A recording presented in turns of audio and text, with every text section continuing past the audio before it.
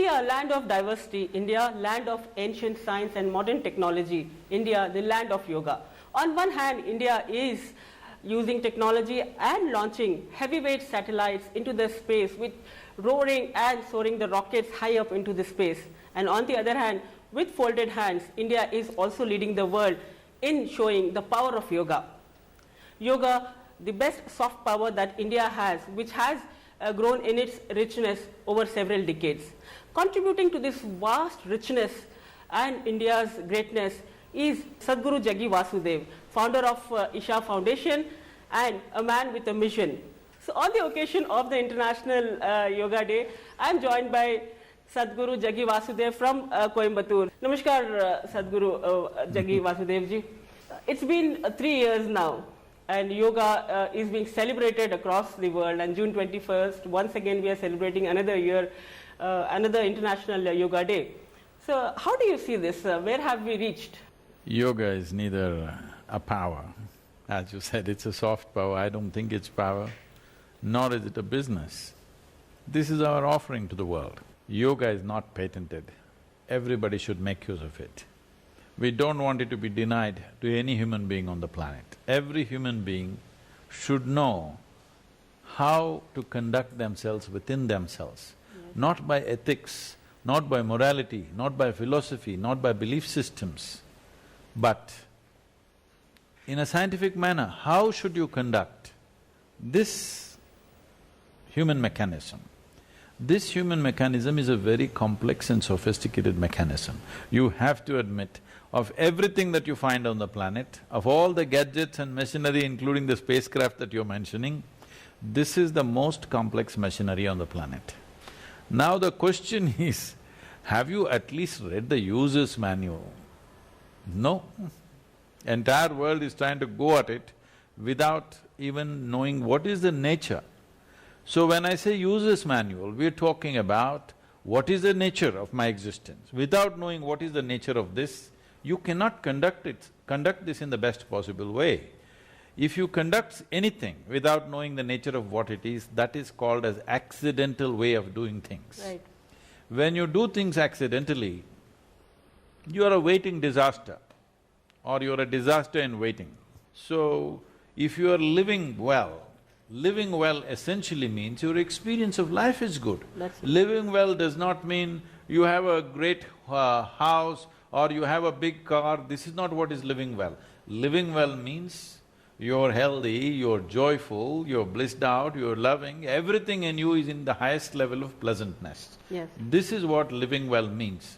If this living well has to happen to the entire world, yoga, the systems of yoga, people unfortunately think yoga means twisting their body at standing on their head.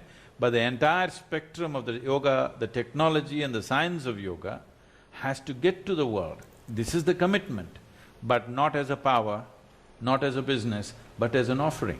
Your approach to yoga is different. You talk about inner engineering, you talk about geometric poses, you talk about all these scientific things that are integrated into yoga. So in these 3 years, have we managed to bring out this inner engineering across the world, and those who are not attached to yoga, have they come towards this?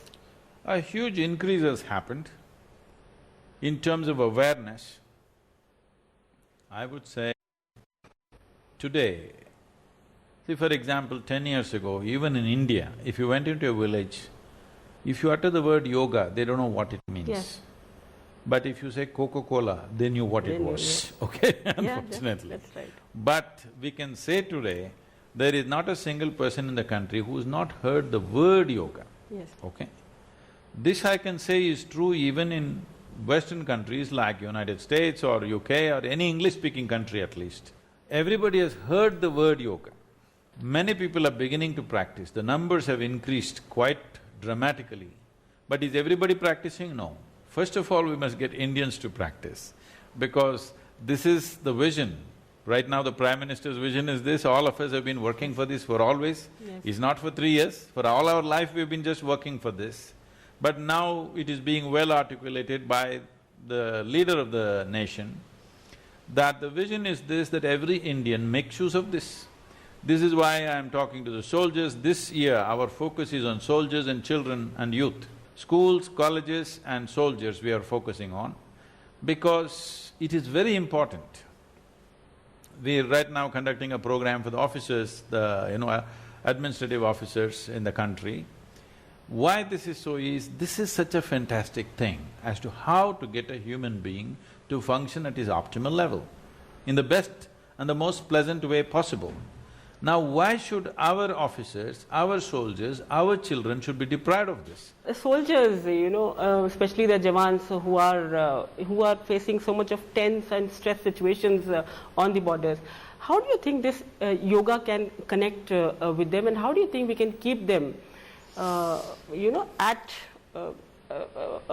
at peace with themselves? Let us look at it like this: the more challenging the activity you're performing, more challenging a job that you have, isn't it more important that you have control over your body, your thought, your emotion, your energy, and you're in a state of balanced and at the same time enhanced level of being? Is it not important? If your work is important, is it not important that you are in the best possible way? Right. So, the more challenging a particular activity is, the more the demand on you that you must keep yourself really, really well on all levels of life, not just being physically fit. That's true. You are mentally fit, emotionally balanced, energy-wise, you are very enhanced. All this is needed for a human being if they have to take challenging tasks. A soldier means every day he's putting himself to risk. Every day Yes. his life is at risk, and this is… see, more people may be dying on the street in automobile accidents, but they're not going there knowing that. They always think somebody else will die, Yes. all right? But a soldier is there consciously knowing that he may get killed, but still he is there, which is a big difference. So I think he deserves more than anybody that yoga should happen to him, so we are committed to take it to the Jawans. Sadhguruji, last time when you addressed the United Nations gathering on the occasion of the World International Day of Yoga, the topic was about using yoga towards sustainable growth and achieving sustainable growth and goals. Do you think this is happening in our country right now? See, if individual human beings experience something which is unifying within themselves, let's say you are here right now, yoga means union. As you walk through, if you experience all the people around in some way as a part of yourself, will you do something sensible to them or will you do something senseless to them? You will naturally do something sensible to them, isn't it? Is this happening? Definitely it's happening. Is it happening in the scale that we want? Not yet. Okay. For it to manifest in the entire nation or in the world, Yes. it will take much more effort. But have we started in the direction? Definitely we have. Yes. Have we started with a certain pace? Yes, we have. We are maintaining a good pace, but still there are many steps to take. Right. Sadhguru, why is that yoga can't be just yoga? Why is that it is sometimes associated with a religion and there are debates and people have to be convinced it is nothing associated with religion, it is equal to doing a namaz. So do you think, efforts need to be made to shed this concept about yoga? See, the problem is, most people don't understand that India as a culture, Bharat as a culture, has never had a religion. Yes. It is only in competition with somebody, we're trying to become one. It's still not working. Because essentially, everybody could do what they want. Nobody questioned who you're worshipping or whether you're not worshipping. True. In this country, nobody ever told you who you should worship, who you should not worship. You want to worship the tree, you're free to do that. You want to do the rock, it's fine. You like a cow, you can do that. Snake you can worship, monkey you can worship, or you can worship yourself. There is self-worship also. Yes. Okay? So, there is no this thing, because we understood the question is not about whom you worship. You become worshipful. This is what transforms you. Who you worship is not the important thing. True. But you become worshipful, you walk, you breathe with a certain sense of reverence within your heart. This is what transforms you. So, this entire thing about connecting everything to religion has come because anything that is originally of this culture, people think it must be Hinduism. Yes. First of all, let somebody define what is Hinduism. You cannot define, everybody has their own idea. Yes. Because there is no one single book or one dogma or one prescription to tell you what is Hinduism. This is a democratic process. In every town, in every village, there is a sage and saint of their own, okay? Yeah, that's true. Everybody is worship worthy because we understand it doesn't matter what that person is. If I become worshipful, my life is transformed. So it becomes a matter of political debates when they say, when you're trying to convince somebody, yoga is almost like offering namaz. So how do you, tell people this is form of exercise, this is form of, a mindset and a disciplined life? See, this is not about looking up at heavens or looking down at something else. This is about turning inward. Yoga means you're making a clear statement, in is the only way out for you. True. So if you turn inward, which religion do you belong to? I'm asking. That's true. If you turn inward, which religion you belong to? If you go to this heaven, you belong to one religion. If you go to that heaven, you belong to another religion. If you turn inward, which religion you belong to? So, this understanding is slowly clearing up. Right. These confusions are slowly clearing up. And there are different forms of yoga as well, and you specialize in Hatha yoga, and you profess. No. So there are different variants of yoga as we see. So how do you see this? These different forms coming together as one energy? See, they don't have to come together. See, this is what we're always thinking in terms of Western logic. You think something will only work if all of them are systematized and put into one slot. Okay. That's not how we are. We are not a manicured garden, we are like a forest. We look like a total mess, but we are super organized. Because the manicured garden that you have, if you don't maintain it for 2 months, it's gone. That's true. The forest has been there for 1,000,000 years and it's going to be there unless you destroy it, right? That's right. So which is more organized, I'm saying? Something that is capable of existing for millions of years, is it more organized? Or something that needs daily tending, otherwise it'll disappear, is that more organized? So we have this wrong notion. Our idea of organization has become like a manicured garden. But this is not how India has been organized right from beginning. We allowed each individual to blossom into their own thing, everybody did their own thing, but still we never clashed because you cannot clash. See, let us say we're talking religion and stuff. Let us say 125,000 or let's say 7.3 billion people on the planet. Each one of us had our own god. How will you fight? Only now because you're sharing the same god, there is a problem, Yes. isn't it? Isn't it? Yes, that's… So this is what we did. You can have your own Ishtadevata. You can choose. You like this vessel, you can make that into your god and worship. Nobody thinks it's odd because it's your god, because you relate to it, that's all. So if all of us had our own way of doing things, there's never any conflict. Only because 10 people get together and they start functioning one way, there is a conflict. Okay. So do not try to organize the youth energy because it'll explode into something. But youth energy must be facilitated in such a way that each individual will blossom to his or her fullest potential. This is the way you realize and reap the benefit of human potential. Otherwise, you will do forceful things which you think is great, but they're always destructive over a long period of time. Talking about youth energy, I'm reminded that a lot of them work in the IT sector and they connect with you very well. You are a rock star for them. When you connect… Yes, of course. When you connect with them, it's almost like a carnival. I have seen your sessions in Bangalore when you conduct sessions for the IT sector. But right now, whenever IT industry is in trouble, when there is layoffs, when there is policy changes across the world, maybe US policy changes and automation in IT industry, there are pink slips.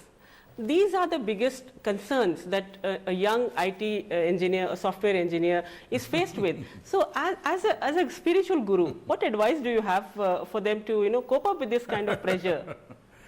They've only been trained to handle the computer software. Yes, that's true. But if you learn to handle your own software, any damn slip can be made use of. This is going to make me very unpopular, but I think these little upheavals are good because now everybody is going to skill themselves to a higher level. That's true. Right now, they've been looking at their capabilities as only a means of earning a living, which is a sad way to live for a human being. They've got Even used an to it. earthworm is earning its living. With such a big brain, you must be doing something more. True. So there are tremendous things you can do in that field. Instead of that, you're putting in data and making money and you're happy with the salary you're getting. I think thanks to Trump, that now all Indian IT sector will get skilled to a different level. They will go through 6 months of trouble, let them go through, it's good, at least they won't drink and party and everything, they will work hard to learn more, because this is an area which is with a limitless expansion possible. Absolutely. Okay? We shouldn't even be thinking, I'm losing my job. If you lose your job, it's a great thing right now, because there is a limitless possibility of how you can expand. Right now you're in distress because tomorrow's salary you're not getting, and every rupee that you earned you spent, all right? It's all right. I know it sounds cruel, but it's all right, because this is… most people are not able to consciously stretch themselves to the limit unless outside situations test them. So that's an advantage for them with the disadvantage that they have. Unfortunately, because it would be best if we stretched ourselves. This is the essential thing, I've always been telling people this. The difference between a materialistic person and a spiritual person is, materialistic person will run only when he is lashed from outside. Spiritual person lashes himself all the time to run at the fullest speed possible. That's true. I want every human being to function to their full potential, not at survival potential. Young people must be aspiring to see what they can create, not just how to earn a living. Earning a living is not a big deal, you must make a life out of this. If you have to make a life out of this, you need to be at full on. If you are half on and you are sleeping and you are earning a living, what is the point? At least you wake up now. This is the time, this is good for India, all the young people will be agile and on their toes, learning new things. It's a great time. That's a very good advice and mantra by Sadhguru. But all these IT people are not going to like me next time I come to Bangalore. They may take this very seriously. They may welcome you for giving a option to skill, and because you are giving them a lot of options to grow and develop with this disadvantage. There is no problem in the world, they're just situations. We have to learn how to handle the situation. That's what life is about. True, that's true.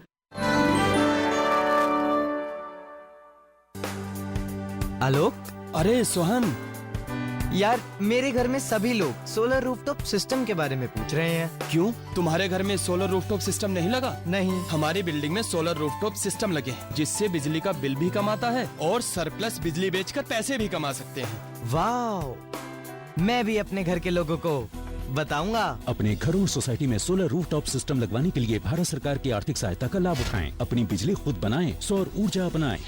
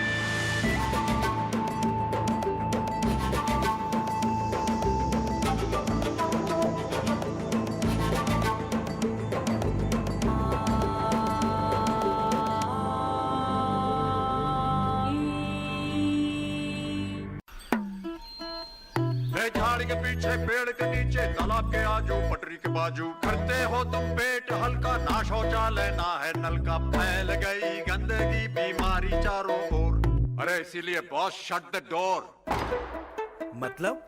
दरवाजा बंद करो दरवाजा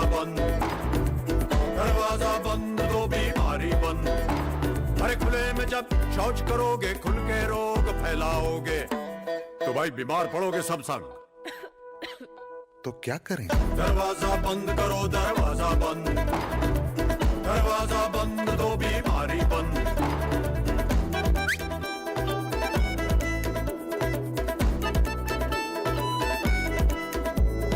बात समझ में आई तो हिलाओ अपनी मुंडी, शौच करना है तो बंद करो भाई कुंडी।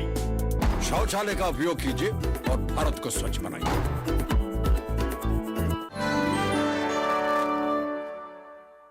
The next big issue in our country is women empowerment. We talk of women and women issues, be it anything, women safety, triple talaq issue, anything that comes related to women, it's a big debate. It becomes into political debate, television debates and all the debates. As a spiritual guru, what do you have in mind? What do you advise, a mantra for the women to empower themselves, to become stronger? They are too dependent on what somebody else is doing to them. This must change. Yeah. Because we must understand this. In the past, there were many things women could not do which a man could do. Yeah. Let's say 1,000 years ago, if I had called you from Bangalore, come to Coimbatore, you wouldn't come. Maybe the male crew would carry the cameras and come, but you wouldn't walk and come. I would come to meet you. No, today because of technology, because you can fly or take a True. train or a bus, that's why you're reaching here. True. Suppose you had to walk or you're on a horseback, You're right. the chances of… it's not that a woman could not go at all, True. but the chances were remote for a variety of reasons. Absolutely. All right? So, technology has leveled this in the sense, definitely a man is more physically stronger and capable of handling certain physical situations better than a woman. Because of this, their life was limited. But now, the need for physical handling, how much muscle you have, brawn versus brain, today the need for brawn has kind of gone down, except for a few menial jobs. Everything else, you don't need muscle to The do gender it. shed, Yes. the discrimination So shed. this is what has leveled out the gender. Correct. But because of past practices, we are still sticking to what was being practiced 1,000 years ago and struggling with those things. I think we should quickly handle those things without making big deal about it, okay? It's a democratic country, we are in 21st century. You can't check out your wife by uttering 3 words because you were drunk or you're stupid or whatever, Yes. okay? Absolutely. But how does this problem need to be addressed? Because there are, on one hand, they are bound by these religious shackles they are held by. Here, at least in this ashram, I saw very interesting Linga Bhairavi, where I saw women priestess doing the puja and reciting the mantra here. And it makes you feel so powerful when you see such things, So how can these things, be awakened among the women as the Nari Shakti we talk about? We should not overhype this because, see, definitely there has been enormous amount of exploitation and taking advantage of the female population on the planet. But at the same time, we should not correct things in reaction. Because if you correct things in reaction, it will once again work as a disadvantage for somebody else and again somebody else will suffer, it's not the point. We should treat every human being as a human being. Their gender is their private business, okay? What is my gender is my private business, it's not your business. We must make it like that in the world, except in a few places. Nowhere else does gender matter, that's how we must make the world. That is when equality will happen, that is when women will find equal opportunities. We are going on talking about women too much. Yes, what is unjust must be leveled, there's no question about that. Those things are being done, but too much hype about women will only segregate them. Yes. This segregation will not work to the advantage of women long term. It's very important that human being is seen as a human being. Every moment you don't have to identify people based on their reproductive organs. It's not necessary. That's true. All human beings deserve the best, all right? Man, woman, child, don't think on those terms. Every human being, not only every human being, every life needs the best. If we bring this ethos and consciousness into every human being, then there will be a just society. True. So what is your message on the International Day of Yoga this year? See, my work essentially is this, making spiritual process into almost like a physical science. It is like 2 parts of hydrogen and 1 part of oxygen, water will come if you put them together. True. Whether a great scientist puts it together or an idiot puts it together, only water will come. So, in other words, giving a scientific approach to your inner well-being. Inner well-being, you want inner well-being, you want joy, you want peace, but you're looking up. Yeah. There is no peace up in the sky, there's a lot of turbulence today. If you want anything to happen within you, you must learn to operate the mechanics of what is inside. So this is the fundamental message of yoga. So my effort, this yoga has been sitting on top of a mountain for a long time. True. My effort in the last 35 years is, this yoga which is sitting on the mountain top, hiding in the mountain caves, to bring it onto the street. This must become everybody's property. This should not be in the hands of one guru who is sitting here and he is in some state and he wants to patent his laughter. Would you give us the mantra for this hearty laughter which comes from the heart? Would you just like to share with us on the occasion of the Yoga Day? See, laughter is only a consequence. It is like, here we have some metal flowers. You don't expect them to exude fragrance because there is no flower there. It is only our hands which has crafted this. But there is a genuine flower out there. In the garden, in the forest, there's a flower. It exudes fragrance not because it sprays itself with some perfume, it's its nature.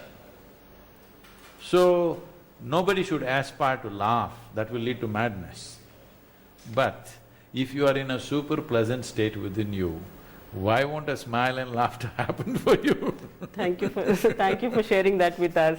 Thank you so much for sharing your thoughts on the occasion of the International Day of Yoga. Thanks a lot for talking to Doordarshan.